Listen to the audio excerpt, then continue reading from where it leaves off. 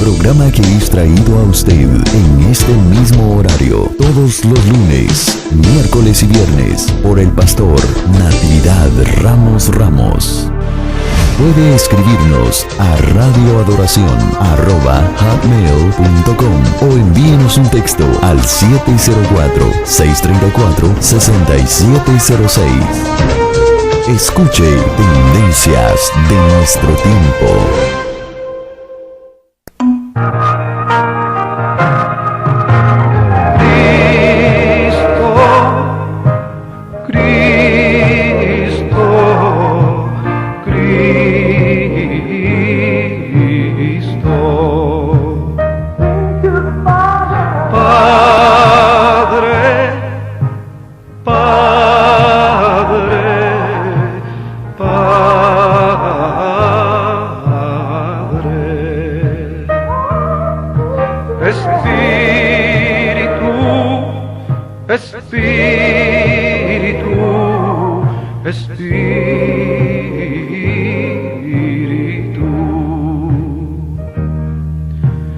Deja tu agua viva entre mi alma correr.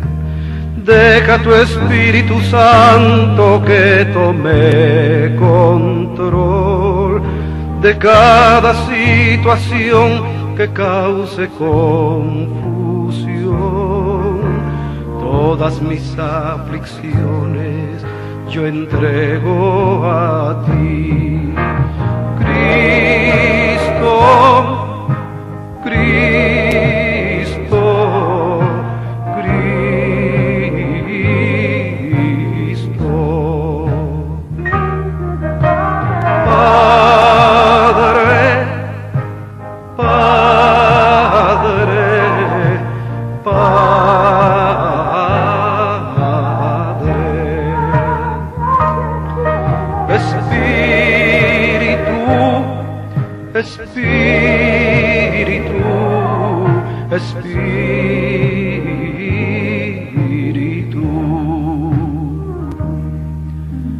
Ven Espíritu Santo y toma control.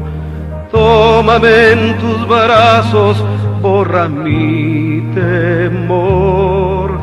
Atráeme hacia ti y toda duda se irá. Quítame el orgullo y lléname de amor.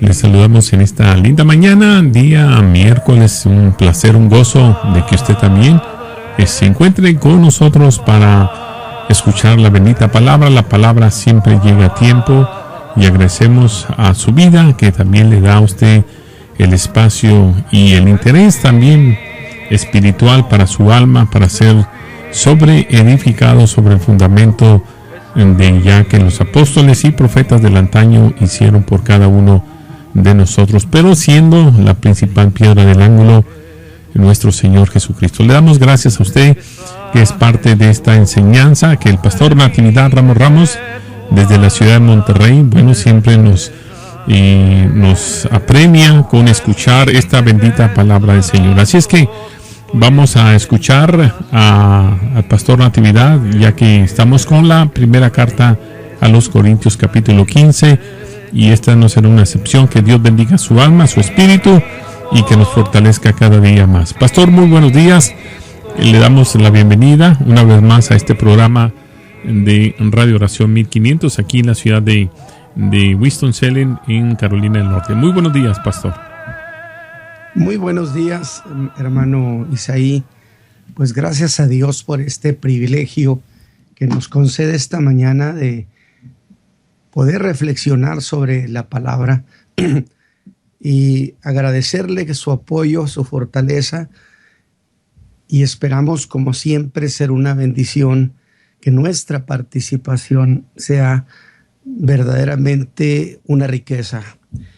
Y esta mañana, es cierto, seguimos con esta carta primera carta que escribió el apóstol Pablo a la iglesia de Corinto, que he dicho fue una iglesia complicada, muy complicada, porque no solamente fue necesaria una carta, sino 2 cartas.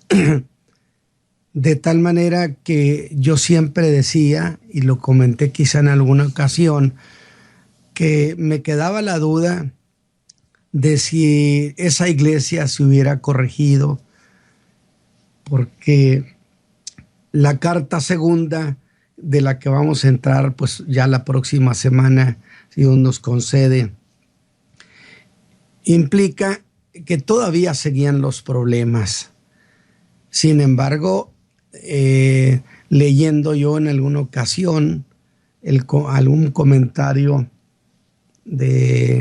antiguo, donde un hombre decía que era un hombre judío que había visitado todas las iglesias donde el apóstol Pablo había predicado, y decía que todas las iglesias conservaban la fe.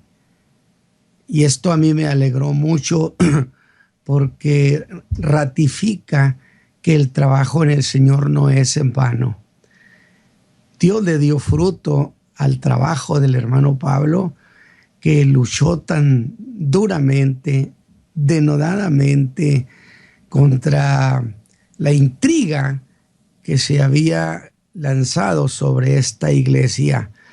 Por un lado eran los mismos de la iglesia, con lo que llamé yo la fe de opinión, donde ellos pensaban que podían dar una explicación a su modo, a su criterio de esta fe.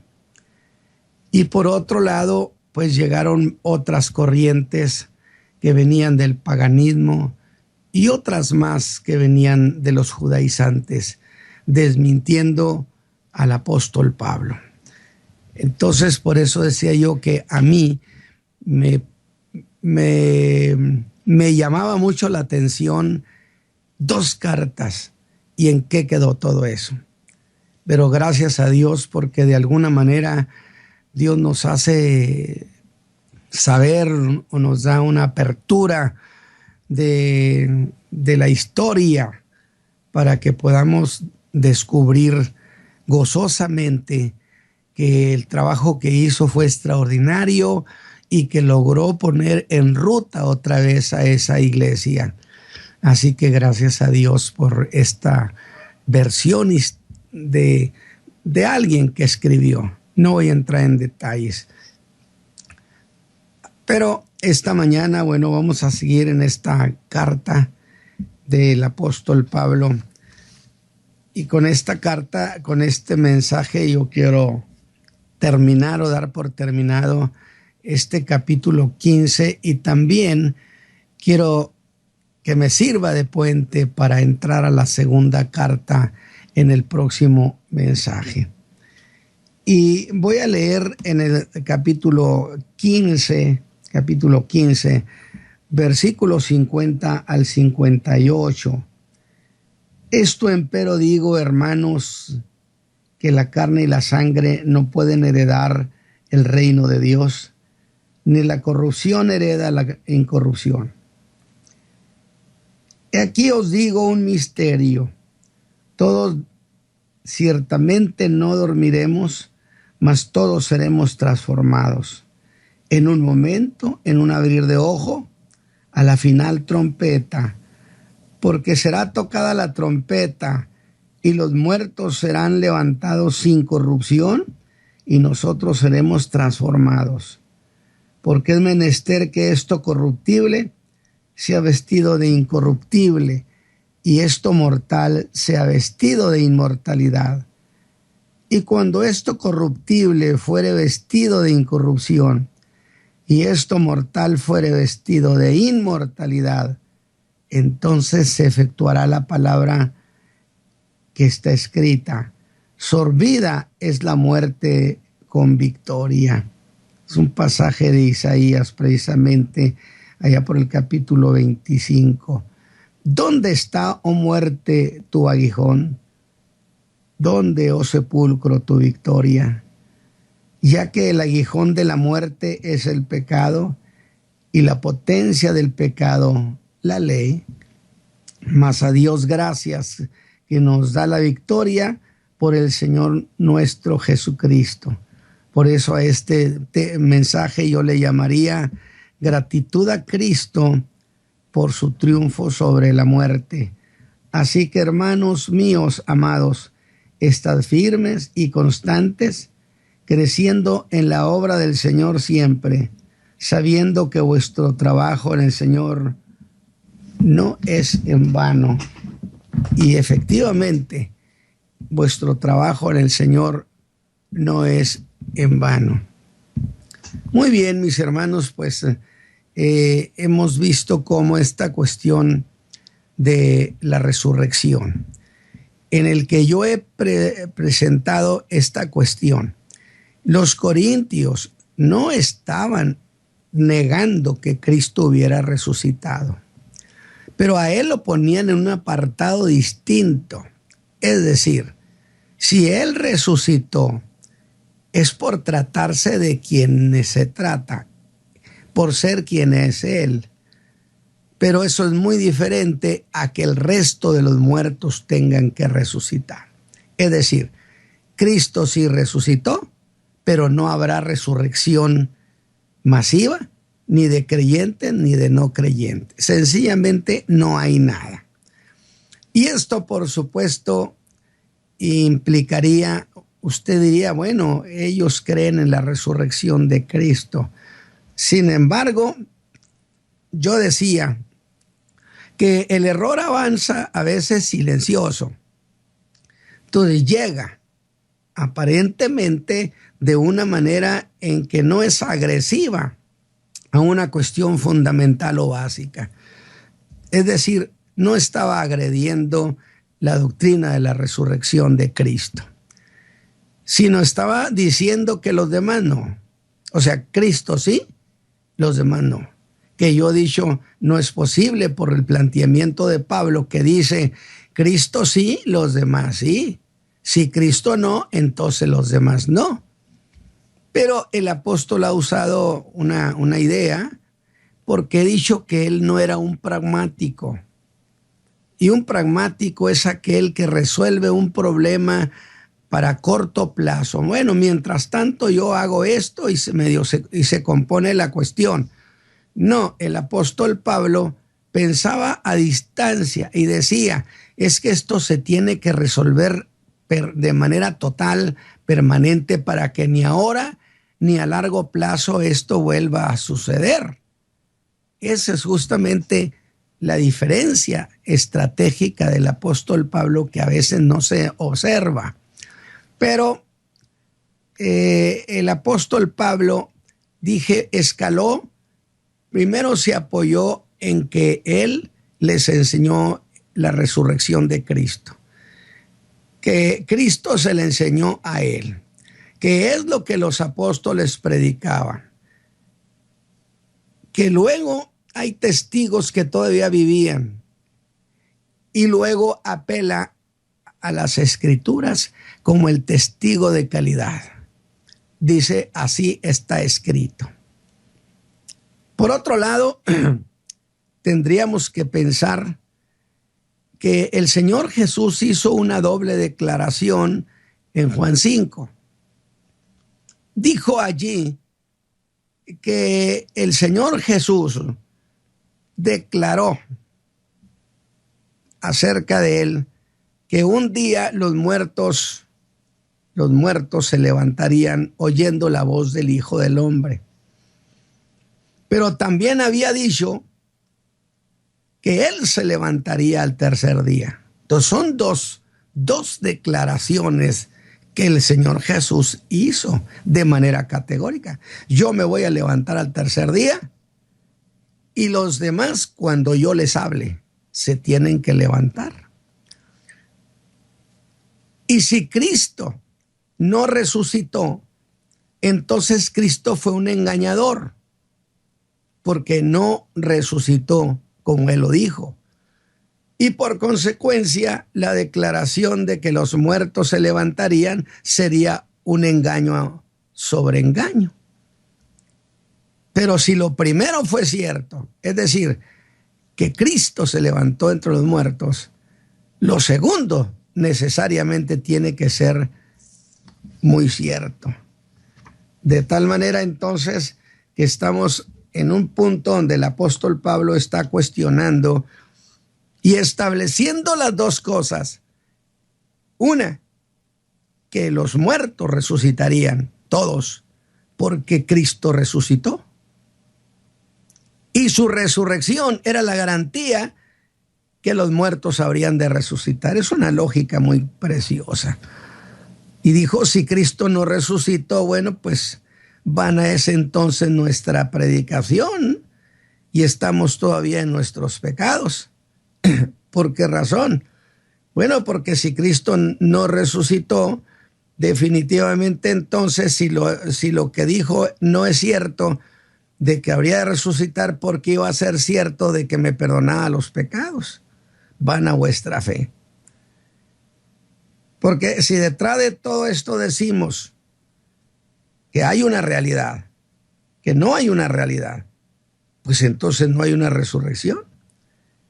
Cristo no resucitó. Cristo, dije, él mismo sería un engañador porque él afirmó su propia resurrección.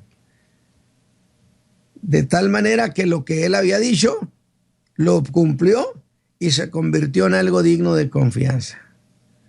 Y al ser resucitado, Dios estaba testificando con eso, que estaba satisfecho con la obra redentora de Cristo. Pues si no se hubiera levantado, ¿cómo saber si su muerte había tenido algún valor ante Dios? Así que esos algunos de la iglesia de Corinto decían, imposible que resuciten los muertos. El apóstol, por el contrario, diría, no, imposible que no resuciten. Pues Cristo al resucitar quitó ese imposible. Así que, hermanos, esta es la idea general de este mensaje, pero más que todo yo le he puesto como gratitud a Cristo por el triunfo sobre la muerte. Y debo decir que he disfrutado, aunque debo decirlo de mejor manera, que disfruté con un placer gratificante las dos cosas que Cristo ha de hacer en el tiempo del fin. Porque aquí es donde plantea todo esto. Lo que él llamó el tiempo del fin.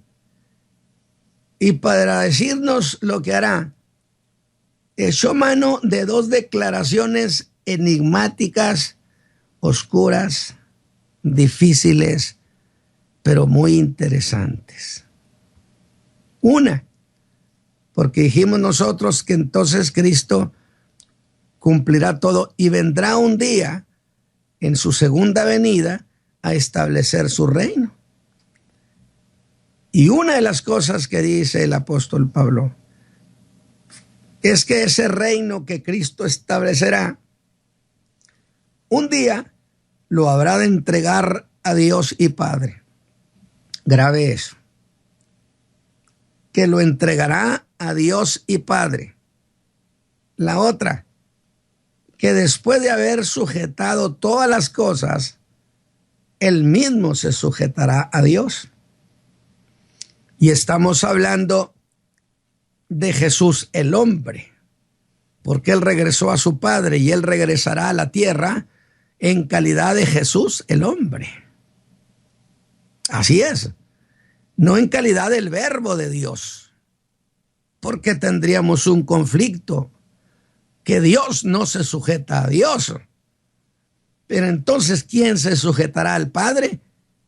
El lado humano, Jesús el hombre. Porque no olvidemos que en él hay una doble naturaleza. Cosas de las que no voy a hablar. Y además intento con este mensaje cerrar el capítulo 15. Así que bueno, pues entremos al mensaje de esta mañana. Aunque le voy a decir que aún habiendo leído los versículos del 50 al 58 como base de este mensaje, en realidad he pensado que no conviene pasar por alto algunas otras cuestiones. Sin duda, usted recuerda que eso de negar que hubiera resurrección era cosa solo de algunos, porque así lo dijo el apóstol Pablo. Hay algunos entre vosotros. Algunos, qué interesante. ¿Por qué?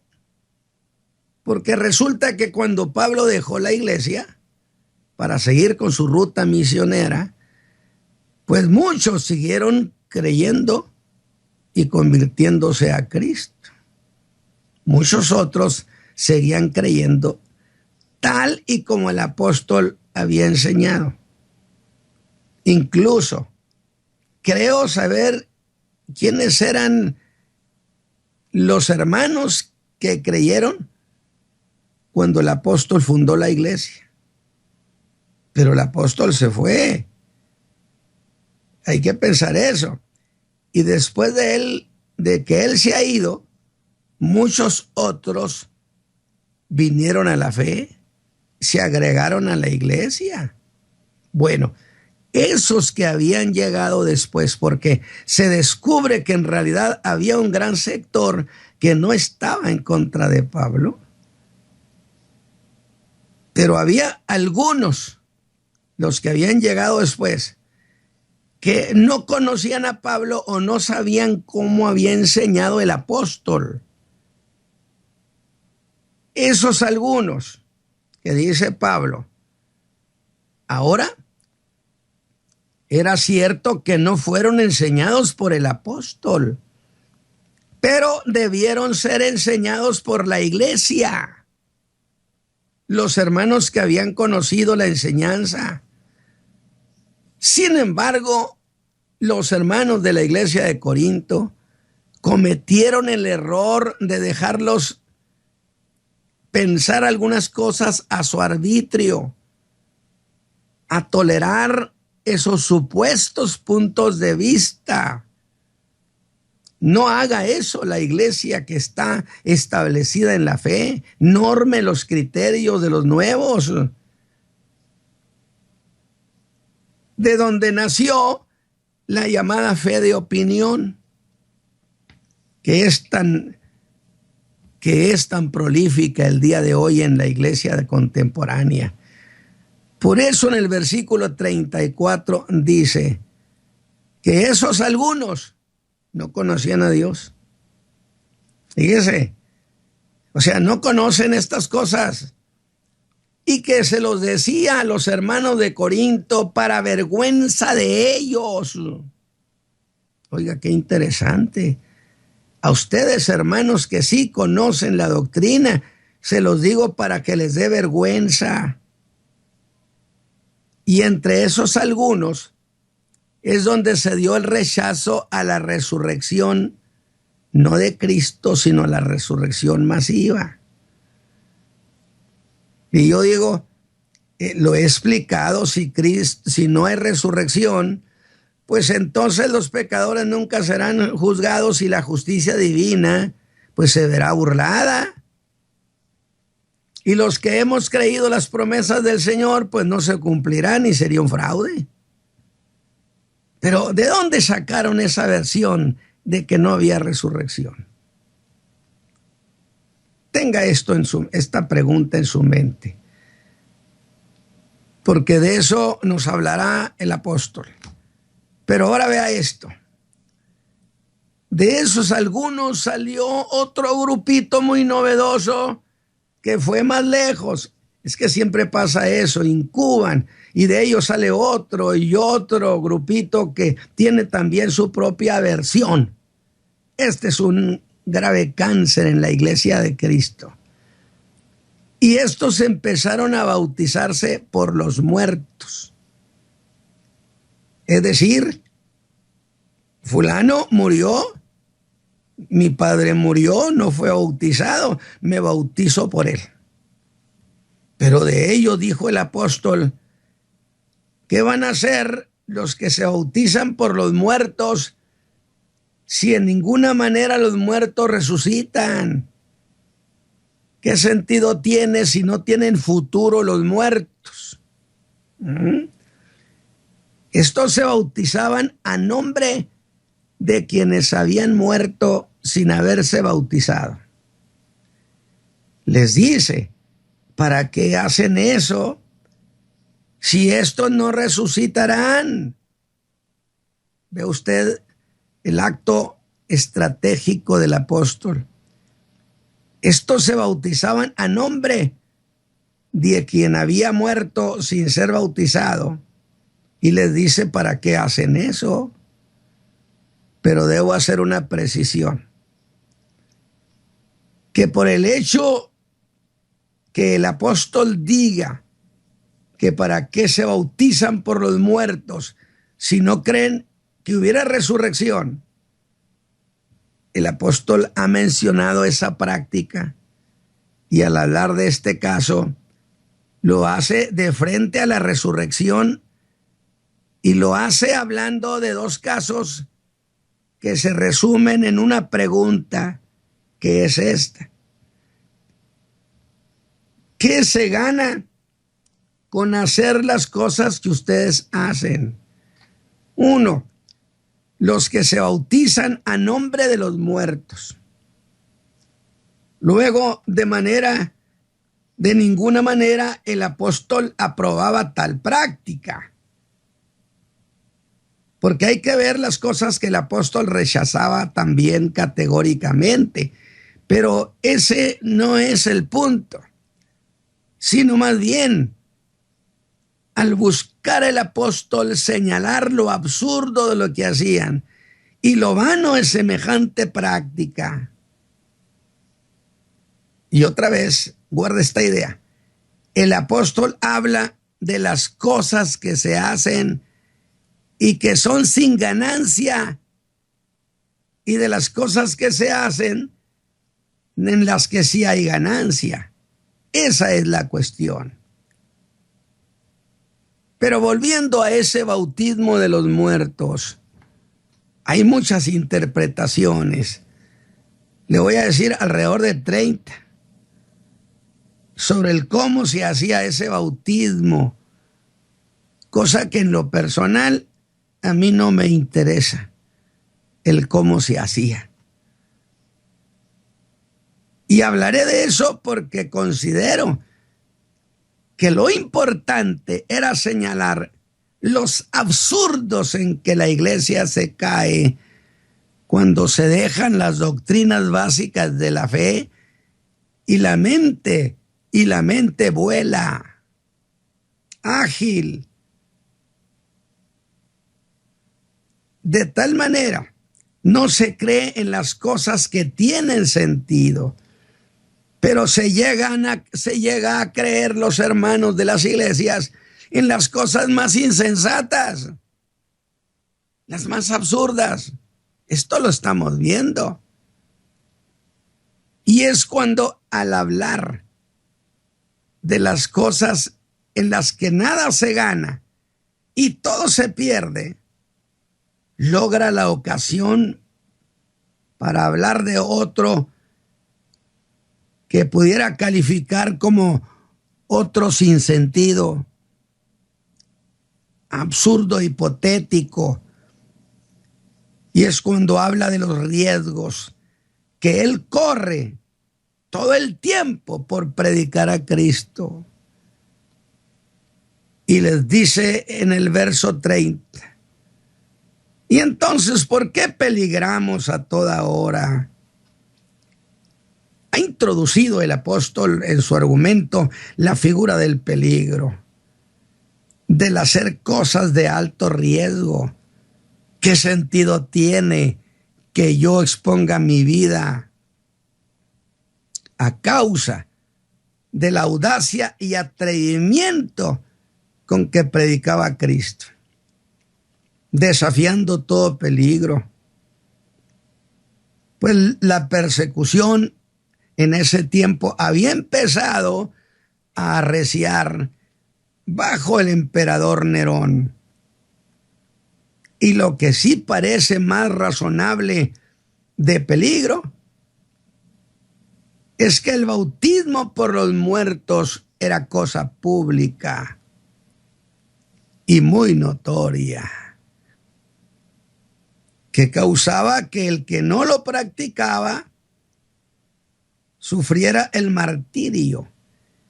Y de ahí la razón por la cual el apóstol asocia la figura del peligro como un segundo argumento a favor de lo razonable de la resurrección de los muertos. Y dice, ¿y por qué nosotros peligramos a toda hora? ¿Ve usted que en griego significa en todo tiempo? Vivían en la incertidumbre de lo que podía sucederles ese día. Tenían el peligro encima día y noche. ¿Por qué? Porque predicaban la resurrección de Cristo, porque creían con todo su corazón. Pues cada día que pasaba o cada día que venía podía ser el día de la muerte del apóstol y de los hermanos. Se decía en antiguo tiempo que el apóstol caminaba siempre. Mire qué bonito detalle, que caminaba siempre con la muerte pisándole los talones. Todos los días, dice, morimos. Todos los días puede ser el día de su muerte. De allí que justifique la afirmación que hace en el verso 31, que empieza con un sí, con una afirmación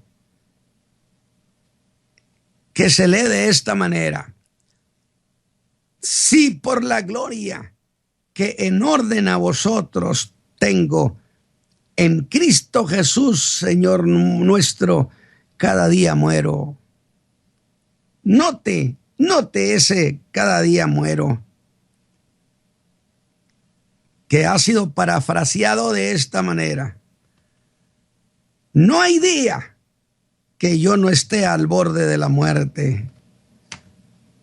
Tal verdad por la gloria, o el gozo o el orgullo que siento por ustedes en Cristo Jesús, Señor nuestro. ¿Y ustedes creen que es vano esto? Me gusta esa expresión del apóstol, porque no hay cosa tan entrañable como sentir ese amor por la iglesia. Creo saber un poquito de eso por ustedes. Intenso ese muero cada día. Y es cuando nos cuenta lo que Lucas no nos contó. Algo que sucedió cuando el apóstol estuvo en Éfeso. O sí nos los contó. En el verso 32 dice: si como hombre batallé en Éfeso contra las fieras, contra las bestias, ¿batalló con las fieras? ¿Acaso fue echado a los leones en el foro romano de allí de Éfeso? Pues no se sabe. Pero el apóstol busca hablar de eso, solo para hacerle a los corintios una pregunta que sería: ¿y yo qué gano con eso? ¿Por qué tendría yo que predicar algo que no sucedió si sé que no hay ganancia? Quizá fueron leones o una turba enardecida, como algunos han interpretado. Daría lo mismo. peligro es peligro, peligro de muerte. Pero citaré otra versión que dice, si solo por motivos humanos luché yo con las fieras en Éfeso, ¿de qué me sirve si los muertos no resucitan? Porque eso sucedió en Éfeso precisamente por esta fe preciosa, anunciando a Cristo resucitado, el perdón de los pecados. Pero si los muertos no resucitan, ¿de qué me sirve? Alabado sea Dios, si arriesgué mi vida tan solo por motivos que no van más allá de lo temporal. ¿Qué gané? No ganaría nada. Pero mis hermanos corintios, como si hay resurrección, alabado sea Dios, esto que me sucedió jamás será olvidado y será traído a memoria un día ante Cristo, el Cristo resucitado. Esa es la razón por la que dice en el verso 58, así que hermanos míos amados, estad firmes y constantes, creciendo en la obra del Señor siempre. Note esto, sabiendo que vuestro trabajo en el Señor no es en vano. Pero si yo trabajo mucho, diría, y no habré de resucitar, he trabajado en vano. De tal manera que todo lo que hemos trabajado sería un absurdo. Pero Cristo resucitó. Y esto que yo he hecho y lo que usted ha hecho, mi hermano, será traído a memoria en el tribunal de Jesucristo, donde habremos de comparecer. Entonces, ¿con cuánta razón justifica sus palabras? Sabiendo que vuestro trabajo en el Señor no es en vano. ¿Por qué, Pablo? Porque hay resurrección, porque habremos de comparecer ante el Cristo resucitado. Esto no va a quedar en la nada. Qué bonito. Qué alegre es decir, estoy trabajando porque es mi capital. El día que llegue ante el Señor, no llego con las manos vacías.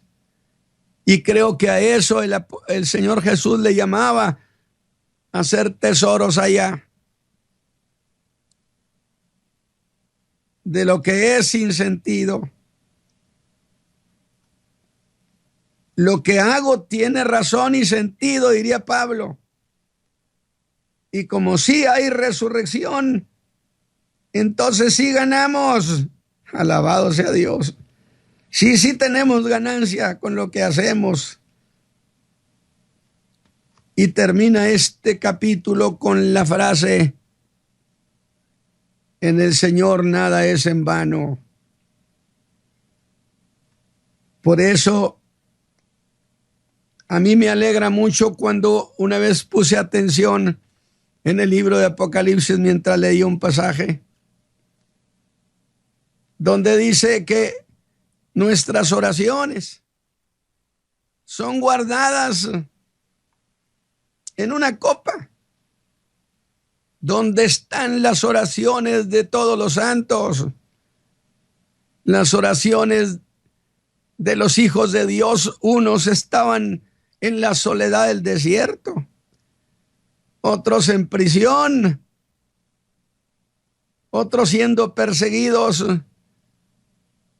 Pero cada una de sus oraciones, la que se levantó de allí de entre el desierto, la que se levantó de una prisión, las oraciones de los hijos de Dios de toda la tierra, no se perdieron, sino que las juntaron.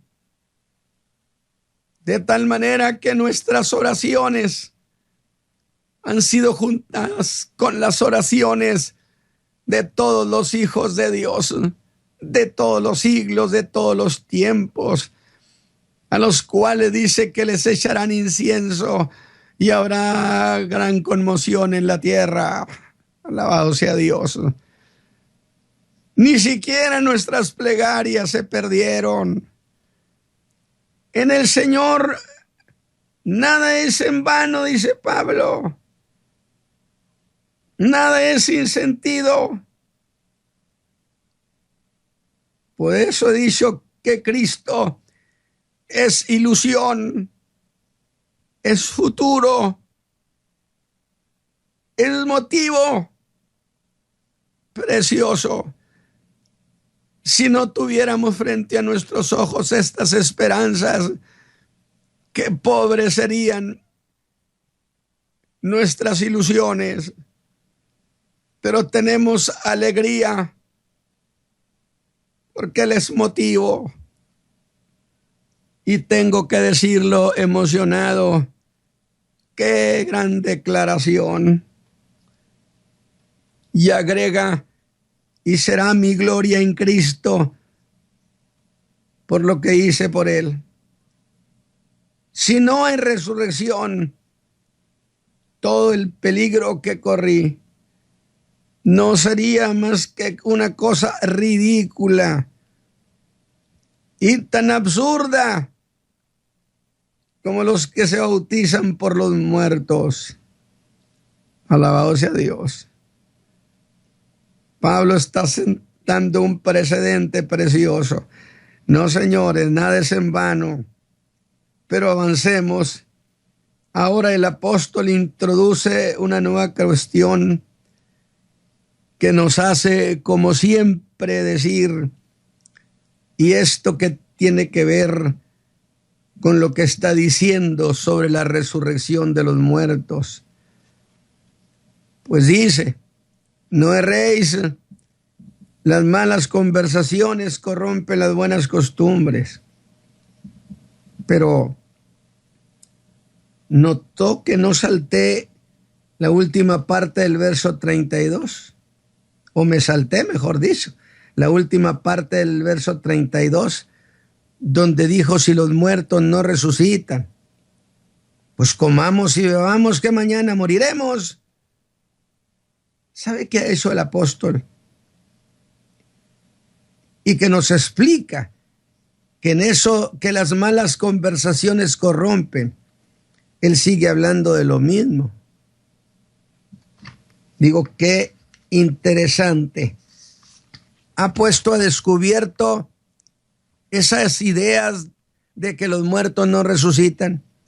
Venía de sus conversaciones con los epicúreos, sin duda, con las conversaciones de los paganos.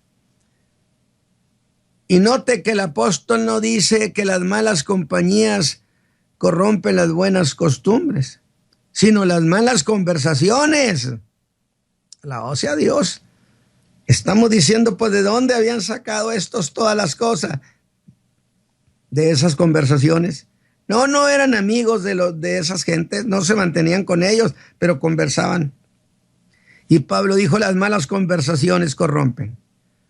Así dice la Reina Valera, y prefiero esta versión. No les reprocha tener malas compañías, les reprocha tener conversaciones con algunos que dañaban su fe. Esos algunos hermanos eran ignorantes en la fe, pero curiosos, y estaban creando confusión y criterio en la iglesia. Habían acudido a ellos para que les dieran ideas sobre la resurrección. Usted no tiene que ir a ningún libro pagano ni a oír ninguna conversación ni conferencia de paganos. Usted vaya a la Escritura. Ahí tenemos respuesta para todo. Y se las dieron. Y como decía un viejo predicador, hablando de Israel empobrecido, que tenía que ir con los filisteos para que les afilaran sus hachas. Decía, pobre de aquel predicador que tiene que ir a la casa del enemigo para afilar su herramienta. No acuda a ellos para entender su fe, mi hermano. Y en el verso 34, sin duda pensando en esos que fueron a los epicúreos, que no conocían a Dios. Parece que estos se habían convertido después que el apóstol se fue. Pero reprende a los hermanos, a quienes sí les había enseñado, y que eran los que mantenían su fe en la resurrección, pero que no se preocuparon de enseñar a los nuevos, de normarles el criterio. Es un déjalo que él piense lo que quiera, de ninguna manera. Una sola fe, un Señor y un bautismo. Pues vea lo que les dice: para vergüenza vuestra hablo. Y vuelve a eso de la resurrección. Y pensé que eso era ya todo. Pero otra vez nos sorprende. Pues dice que hay un misterio. Alabado sea Dios. ¿Lo oyó? Dice el apóstol, hay un misterio. ¿Un misterio? ¿Cuál? Bueno, este es de interés solo para los creyentes de la última generación, los que estemos vivos cuando Cristo venga por la iglesia. Y dice, he aquí os digo un misterio. He aquí os digo un misterio. Todos ciertamente no dormiremos, mas todos seremos transformados en un momento, en un abrir de ojo. A la final trompeta, porque será tocada la trompeta y nosotros seremos transformados, porque es menester que esto corruptible sea vestido de incorruptible y esto mortal sea vestido de inmortalidad. Y voy a cerrar este capítulo y voy a llamar a estas últimas palabras la gratitud a Cristo por el triunfo que tuvo sobre la muerte.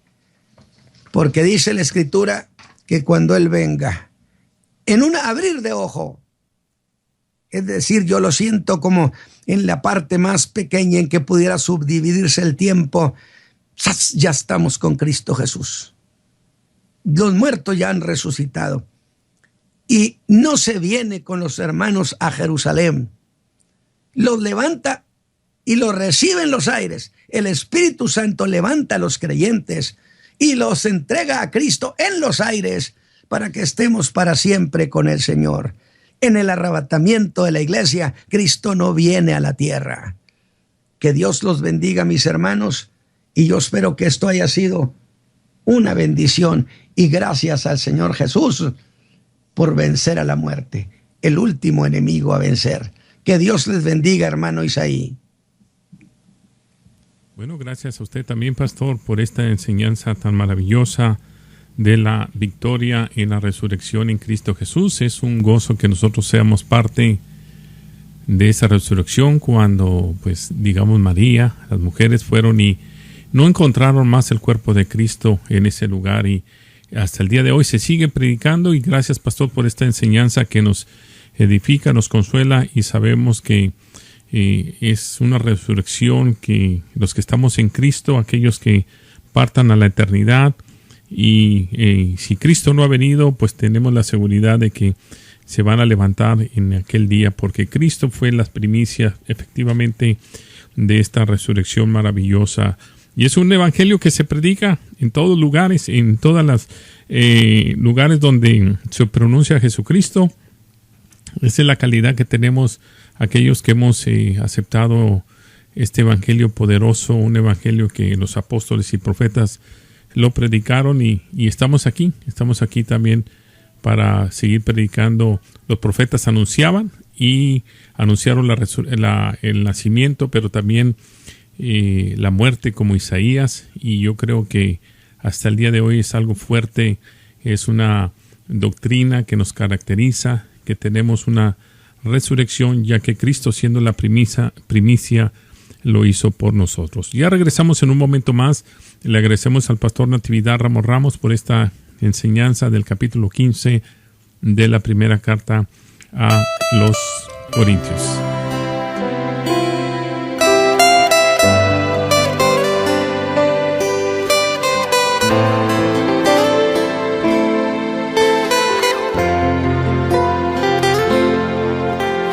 ¿Acaso habrá algo imposible para ti? ¿Acaso habrá algo que no puedas hacer? Tu palabra ahí nos dice que no hay nada imposible para ti. Palabra ahí nos dice que no hay nada imposible para ti, mi Dios. No hay nada imposible para nuestro Cristo. No hay nada imposible para nuestro Dios. No importa cuán grande sea tu necesidad, recuerda que en Cristo se encuentra tu respuesta. No hay nada imposible para nuestro Cristo. No hay nada imposible para nuestro Dios. No importa cuán grande sea tu necesidad, recuerda que en Cristo se encuentra tu respuesta. Solo clama con fe, solo clama con fe, solo clama con fe, solo clama con fe.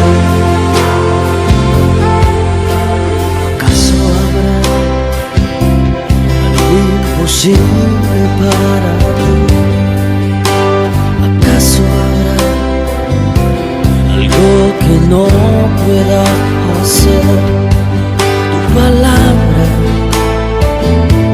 ahí nos dice que no hay nada imposible para ti.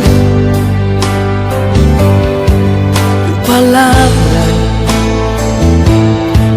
nos dice que no hay nada imposible para ti, mi Dios. No hay nada imposible para nuestro Cristo. No hay nada imposible para nuestro Dios. No importa cuán grande sea tu necesidad, recuerda que en Cristo se encuentra tu respuesta. No hay nada imposible para nuestro Cristo. No hay nada imposible para nuestro Dios.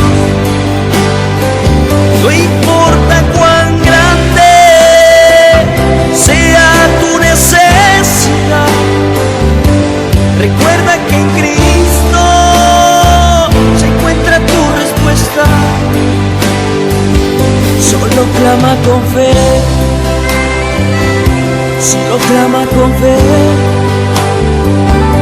solo clama con fe, solo clama con fe.